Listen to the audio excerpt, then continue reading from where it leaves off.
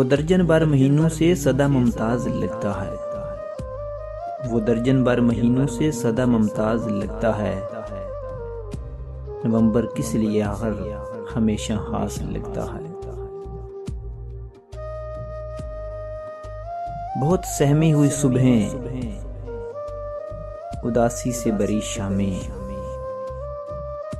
दोपहरें रोई रोई सी और वो रातें खोई खोई सी।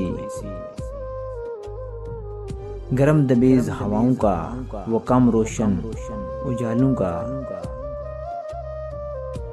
कभी गुजरे हवालों का,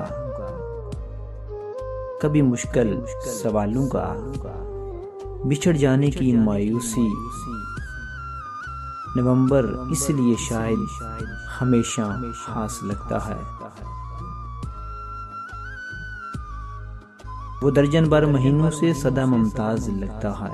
नवंबर किस लिए आखिर हमेशा खास लगता है।